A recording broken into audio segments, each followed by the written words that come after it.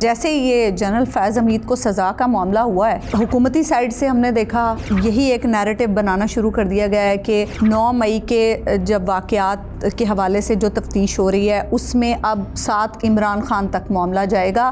فیصل وابڈا نے تو on record بھی کہا کہ فیض حمید سلطانی گواہ بنیں گے، ان کے پاس سارے ثبوت بھی موجود۔ پاکستان کی سیاست میں جو کچھ ہو رہا ہے، آپ مجھے کوئی ایک ایسا واقعہ بتا دیں جس کا تعلق عمران خان سے نہیں۔ یہ میں آپ کو چیلنج کر رہا ہوں۔ حکومت کو ٹینشن تو اس وقت راجن پور کے کسی گلی میں پاکستان تحریک انصاف کا جھنڈا لگنے سے اور وہاں پہ ایک دفتر کھلنے سے بھی ہو جائے، تو آپ ڈی چوک کی بات کریں۔ تو جب ٹینشن اس پہ بھی ہو رہی ہے تو پھر ڈی چوک پہ کیوں نہیں ہوگی؟ السلام علیکم، آپ دیکھ رہے ہیں تھرڈ امپائر۔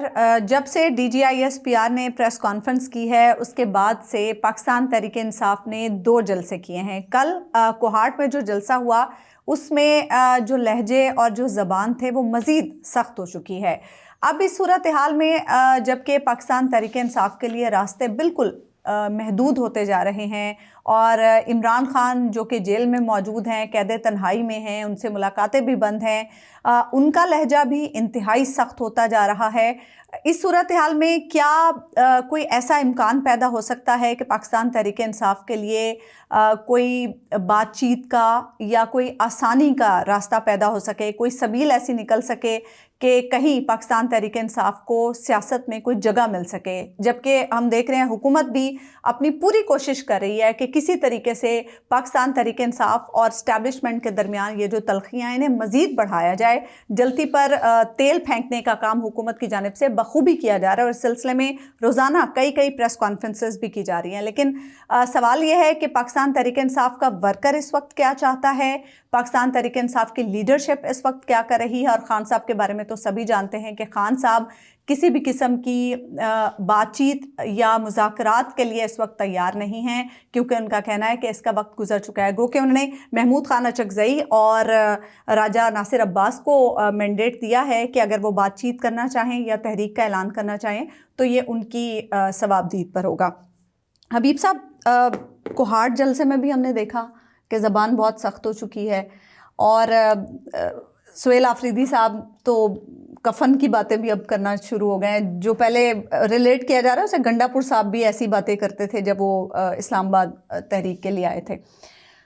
کیا صورتحال آپ کو بنتی ہوئی دکھائی دے رہی ہے؟ کیونکہ یہ جس طرح سے واقعات تیزی سے ہو رہے ہیں، پہلے D G I S P R کی پریس کانفرنس جس میں لائنز ڈرا ہو گئیں، پھر یکا یک فیض حمید کی سزا، اور اب اس کے بعد سے ہم دیکھ رہے ہیں کہ ابھی تک پاکستان تحریک انصاف نے کسی تحریک کا اعلان نہیں کیا، لیکن لہجے کی تلخی، لہجے کی سختی کچھ اسی طرح کا اشارہ دے رہی ہے کہ اور کوئی راستہ بچا نہیں ہے۔ عظمیٰ، جہاں تک کہ یہ تلخی بڑھانے کا معاملہ، تو سیاستدان ہمیشہ اور سیاسی جماعتیں کچھ نہ کچھ تلخی تو اور یا تلخ زبان تو استعمال کرتے ہیں، اور تلخی ان کی سیاست میں معاون بھی ثابت ہوتی ہے۔ لیکن یہاں پر جو تلخی ہے وہ سیدھی ہے، وہ ہے آسمان اور تحریک انصاف کے درمیان۔ یہ سیاسی جماعتوں کی باہمی تلخی نہیں ہے۔ یعنی اب آپ دیکھ لیجئے کہ کافی دنوں سے پاکستان تحریک انصاف بہت ہی کم بات کرتی ہے حکومت کے بارے میں، مسلم لیگ نون کے بارے میں یا پیپلز پارٹی کے بارے میں۔ وہی بیچارے ان کو بات کرتے رہتے ہیں وہ تحریک انصاف کے اوپر، لیکن اس کے علاوہ آپ دیکھ رہے ہیں کہ وہ بات ہی نہیں کرے۔ اس کا مطلب ہے کہ اس طرف سے تو یہ ڈیلیبریشن نظر آ رہی ہے کہ آپ فریق نہیں ہیں، آپ تو باہر ہونا نہ، آپ ہمیں کچھ کہتے ہیں تو کہتے رہیں، ہمیں اس سے فرق نہیں پڑتا۔ اچھا، یہ جو لکیر کھینچنا ہے، یہ جو فریق واضح ہو جانا ہے سیاست میں، یہ کوئی اب تو نہیں ہوا۔ یہ تو دیکھیے، یہ یعنی اب کوئی یہ کوہاٹ کے جلسے میں تو نہیں ہوا، یہ 10 اکتوبر کی پریس کانفرنس ہے جی جو پشاور میں ہوئی۔ اس نے ایک ٹون سیٹ کر دی اور اس نے ایک لکیر واضح کر دی۔ اس کے بعد ریسنٹلی ایک پریس کانفرنس ہوئی جی جو راول پنڈی میں ہوئی، اس نے بھی پاکستان کی سیاست کو کے اندر اس خلیج کو مزید گہرا کر دیا۔ اچھا، اب یہاں سے جو آگے چلنا ہے، یہاں سے جو آگے صورت ہے، دیکھیے جب کوئی بھی ایک خاص طرح کے الفاظ استعمال کرے، خاص طرح کی سیاسی اصطلاحات استعمال کرے اور خاص طرح کے سیاسی موقف کو اپنے منہ سے کہے، تو سیاسی جماعتیں اس کا جواب دیتی ہیں، اور پھر وہ اسی لہجے اور اسی جگہ پہ اسی سر میں دیتی ہیں جہاں پہ وہ بات کہی ہوتی ہے۔ کوشش یہ ہوتی ہے کہ ایک سر اوپر دیا جائے تاکہ بات کچھ مطلب کانوں کو لگے. اچھا اس پرٹیکولر کیس میں ہم دیکھ رہے ہیں کہ پاکستان تحریک انصاف ابھی تک ایک نوچ ڈاؤن ہے. اچھا جی اچھا دیکھیے اب تو سیاسی جماعت سیاسی کارکن جب بھی بات کرے گا تلخ وہ سخت وہ عام سی بات بھی کرے گا نا وہ تلخ بات کرے گا. ٹھیک ہے وہ وزیر اعظم ہو گئے فرض کیا ایک وزیر اعظم نا جو صحیح سیاستدان ہے وہ یہ کہے گا کہ میں آپ کے لیے مطلب میں آپ کے لیے راستے میں آنے والی ہر رکاوٹ کو دور کر دوں گا. اچھا وزیر اعظم کے راستے میں کون سی رکاوٹ آ رہی ہے؟ ٹھیک ہے نا وزیر وہ اسی طرح بات کرتے ہیں. یہ پولیٹیکل کارکن ایسے ہی کرتے ہیں. اچھا اب سیاسی جو بات چیت ہے اگر آپ اس کو جو پیمانہ میں نے بتایا ہے اس میں ذرا رکھ کے دیکھیں تو آپ کو لگے گا کہ پی ٹی ابھی بھی ایک نوچ ڈاؤن ہے ان دونوں پریس کانفرنسوں کے لب و لہجے سے. ٹھیک ہے نا ورنہ پی ٹی آئی جو کچھ کہہ رہی ہے وہ اس سے بہت زیادہ کہہ سکتی ہے اور بہت زیادہ کہہ بھی چکی ہے. اب وہ ایک نوچ ڈاؤن رہنے کا مطلب کیا ہے؟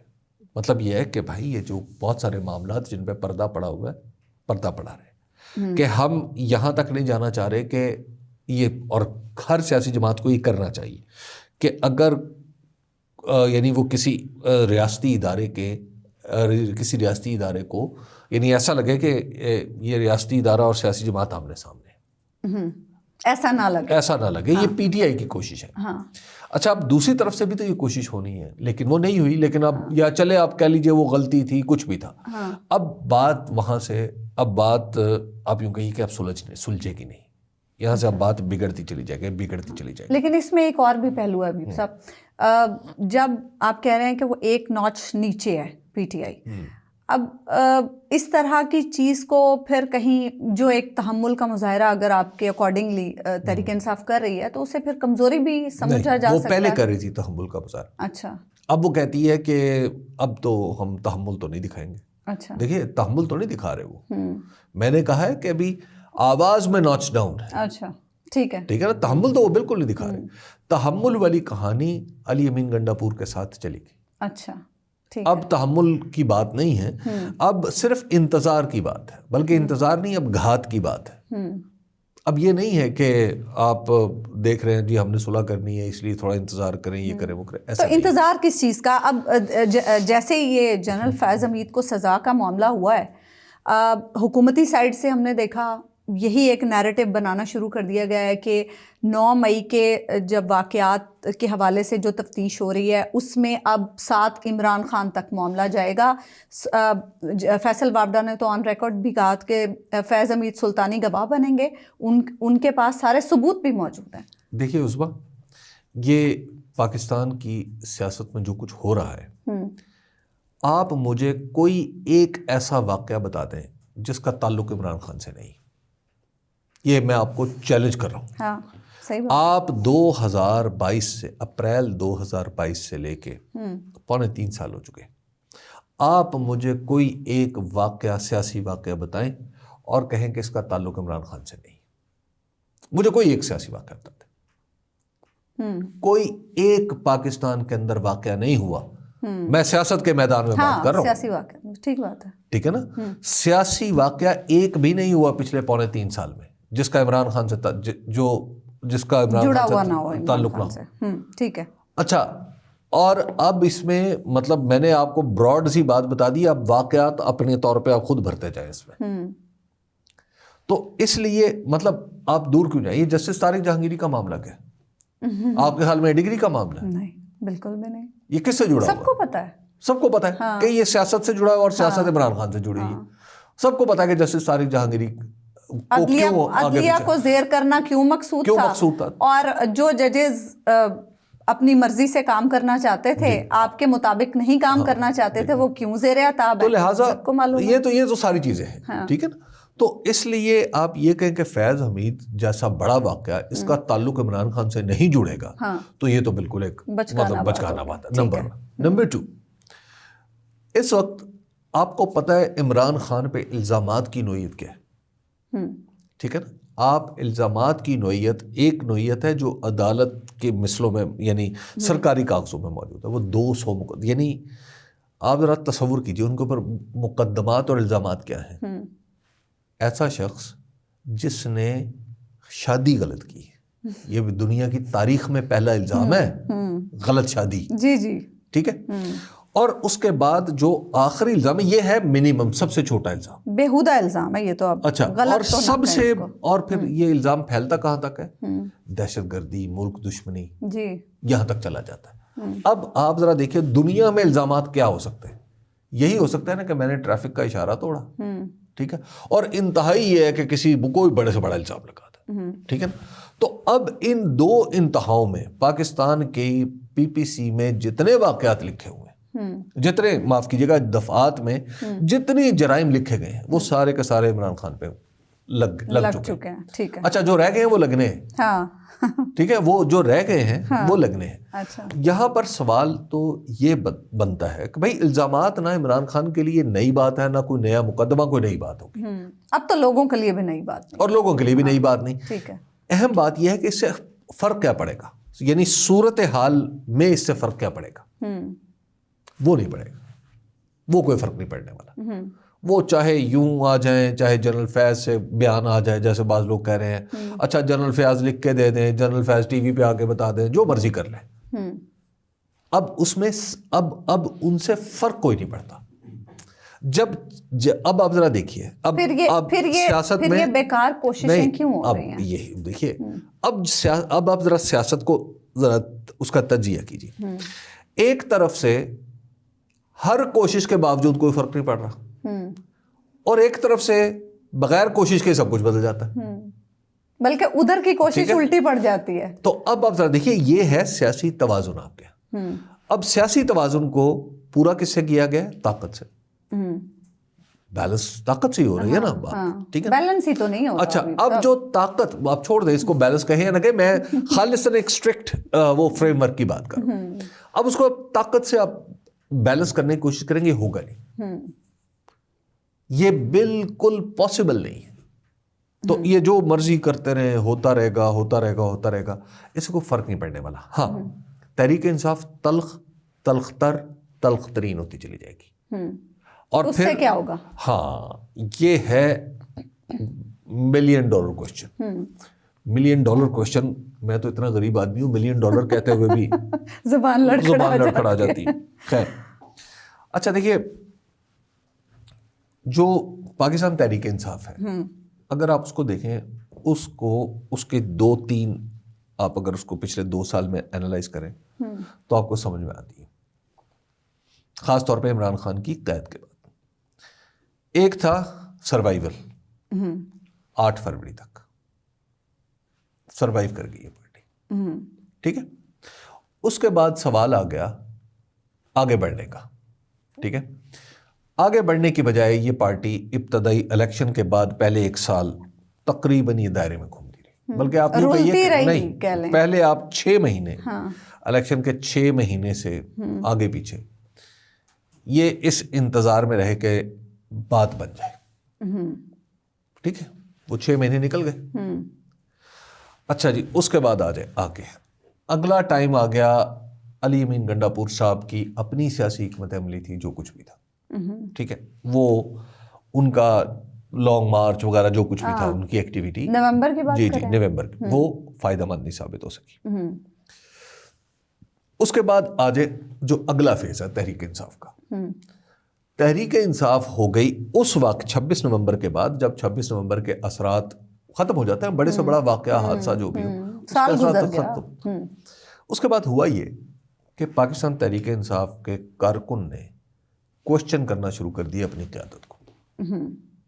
آپ نے دیکھا کہ وہ کتنی پھر طول طویل ڈیجیٹل میڈیا پہ ہر جگہ تو زج کر دیا پوری قیادت کو. اچھا، اب وہ پارٹی ہو گئی ہے کارکن ڈریون.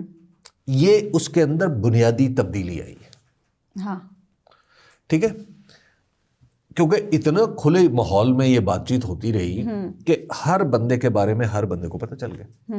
اچھا، نہیں بھی ہے، فرض کیا کوئی آدمی میرے جیسا پھسڈی ہے جو کرنے کی کوشش بھی کرے تو نہیں ہو سکتا، تو مجھے کسی نے کہا اچھا تم تو سائڈ پہ ہٹو نا، صحیح، ٹھیک ہے، محبت سے کر دیا اور کسی کو غصے سے کر دیا. اب یہ جو کارکن ڈریون پارٹی ہو گئی ہے نا، اس کا نتیجہ یہ نکلے گا یا یہ نکل رہا ہے کہ پارٹی کو کارکن دھکا دے کے تحریک کی طرف لے کے جا رہے ہیں، اور وہ اتنے زور سے دھکا دے رہے ہیں کہ آپ کی قیادت کچھ کر نہیں پا رہی. لیکن اس میں حبیب صاحب یعنی پی ٹی آئی کی قیادت کچھ کر نہیں پا رہی.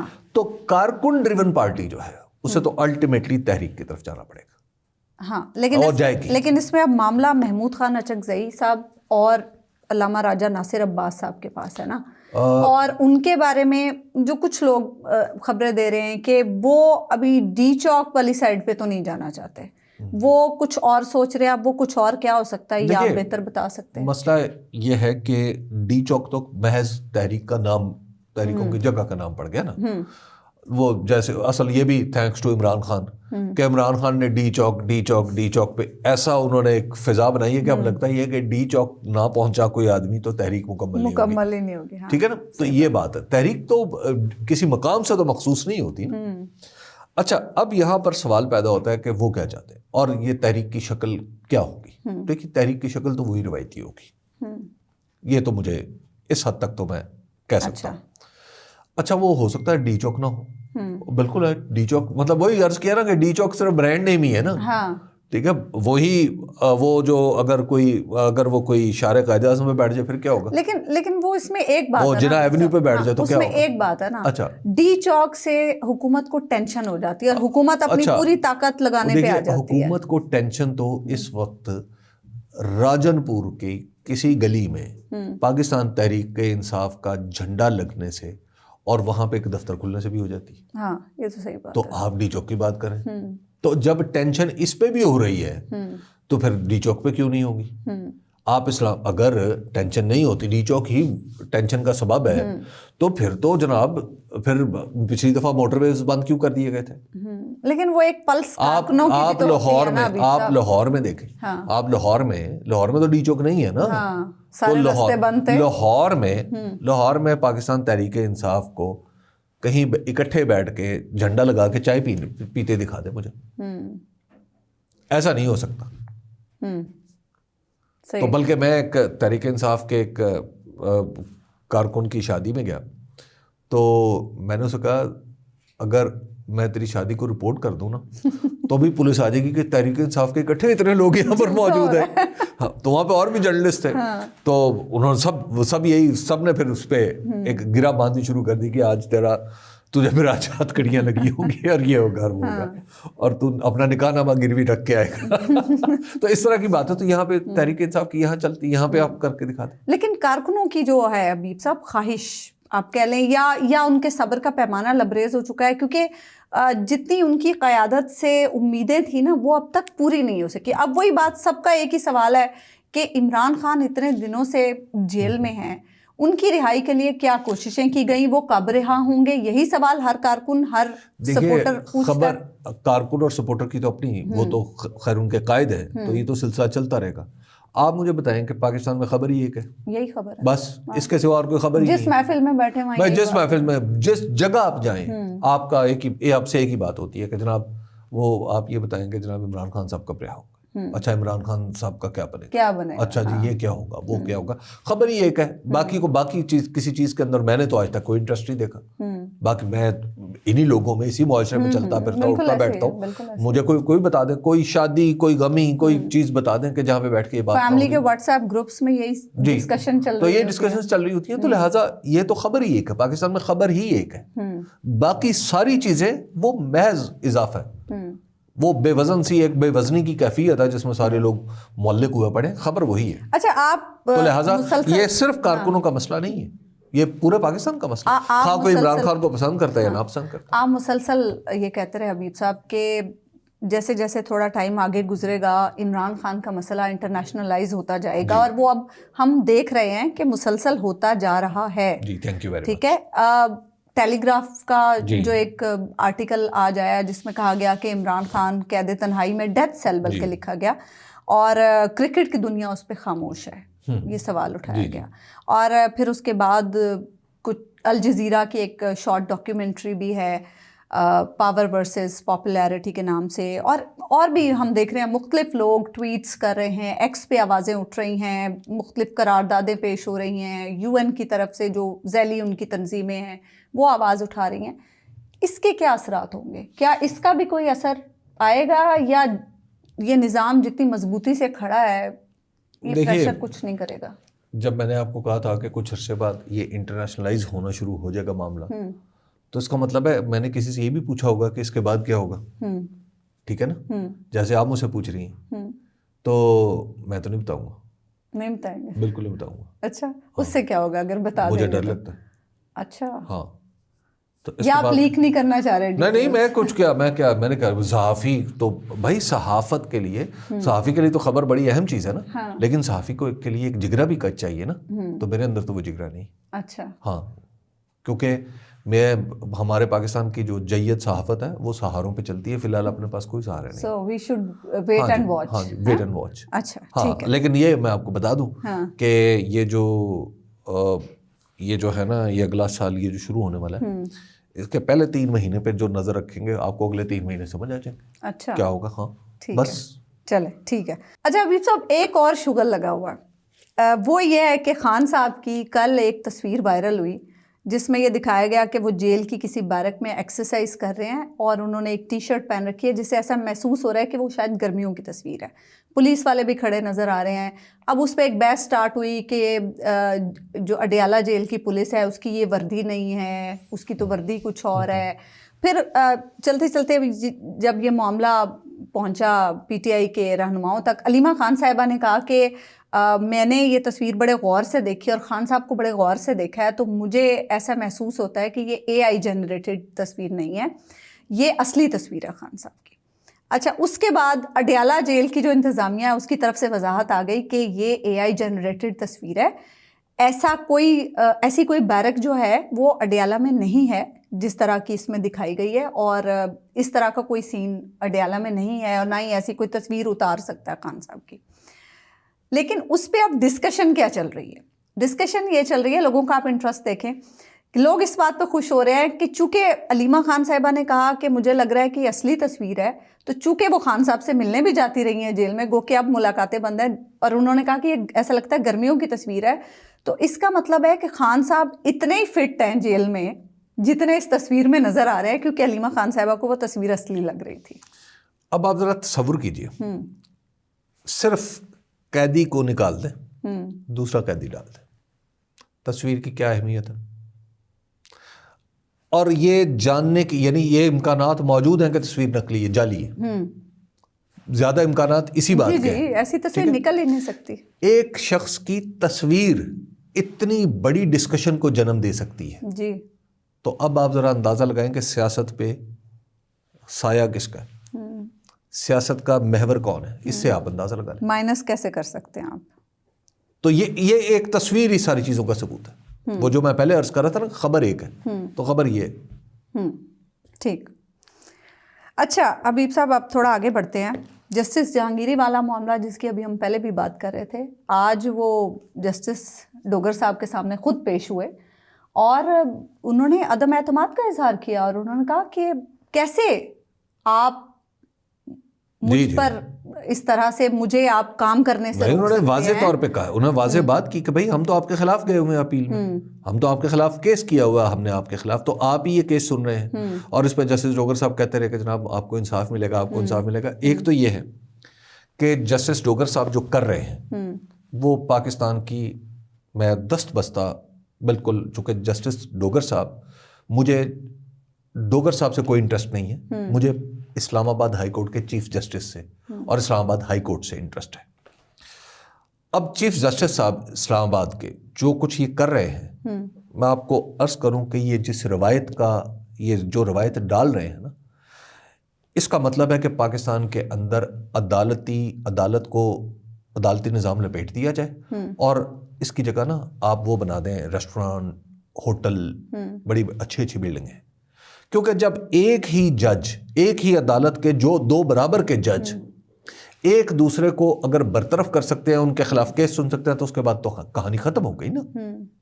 اس کے بعد کیا رہے گا؟ یہ قانون کا بنیادی پرنسپل ہے جو اسلام آباد ہائی کورٹ میں پتہ نہیں کیوں نظر انداز کیا جا رہا ہے. ایک فکرہ جسٹس جہانگیری نے کہا کہ ایسے تو آپ کسی چپڑاسی کو بھی نہیں کہہ سکتے دیکھیے جو کچھ ہو رہا ہے، اور یہ ہمارے چیف جسٹس مطلب اس وقت جنہیں میرا خیال ہے کہ انہیں وہ تو چونکہ اس وقت منصب قضا پہ کون اپنے یحییٰ آفریدی صاحب، اب پتہ نہیں وہ چیف جسٹس ہے کہ جسٹس امین الدین خان صاحب ہیں جو بھی ہیں، یہ ابھی ایک بحث ہے. اچھا اب ان دونوں میں ویسے تو کہتے ہیں اب یعنی یحییٰ آفریدی صاحب ہی چیف جسٹس آف پاکستان رہیں گے جب تک وہ ہوں گے، جب تک ہیں. اچھا چلیں جی، اس کے بعد وہ نہیں. اچھا اب یہ دو جج آئینی عدالت جسٹس امین الدین خان صاحب کے نقطۂ نظر سے، جسٹس امین الدین خان صاحب کی فہم قانون سے، جسٹس صاحب کے طرز استدلال سے اور ان کی منطق سے مجھے اتنا بھی اتفاق نہیں.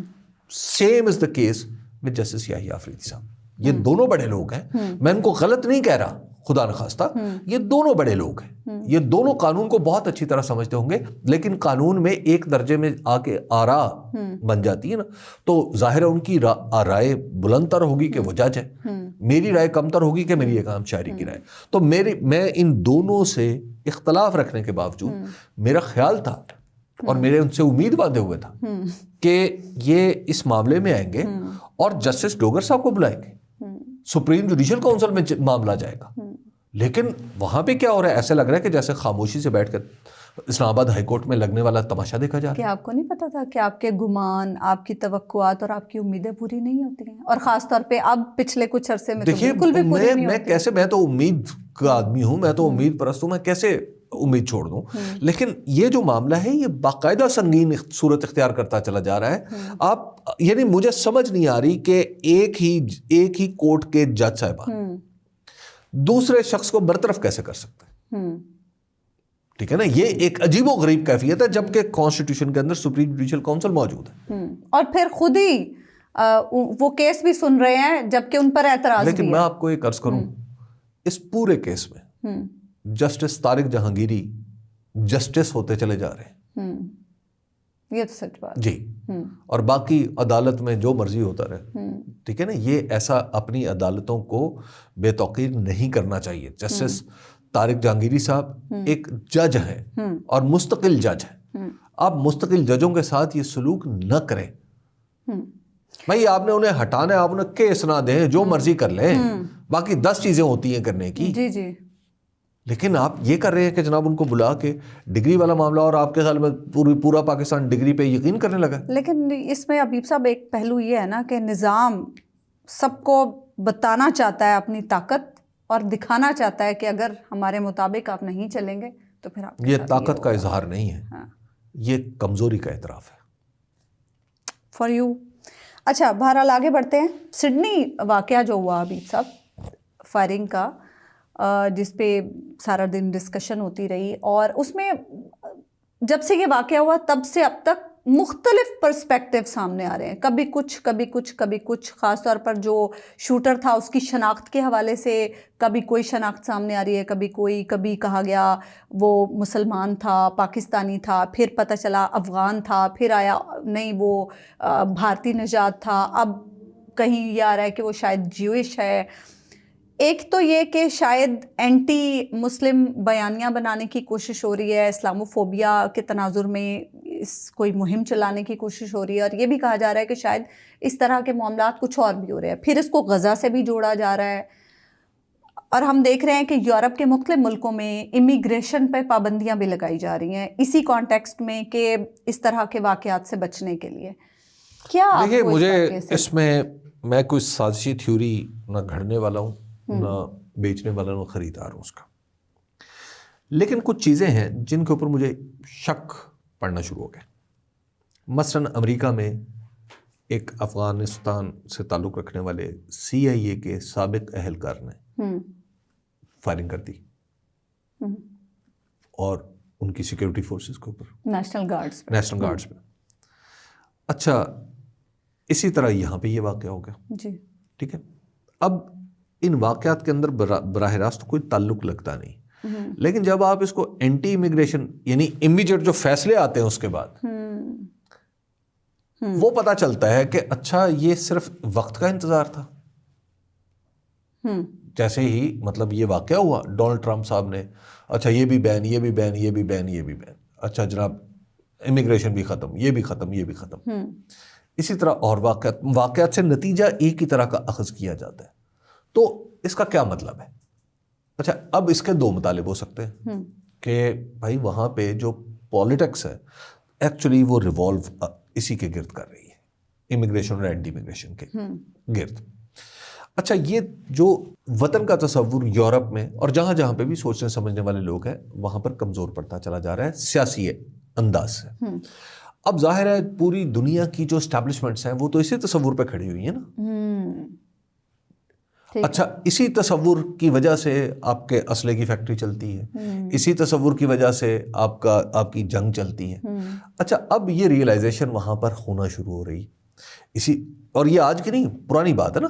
اس لیے یورپی یونین نے اپنے درمیانی فرق کو مٹا کے انہوں نے کہا کہ اچھا موومنٹ تو ایزی کرو نا، سرحدوں کو ریلیونٹ کرو.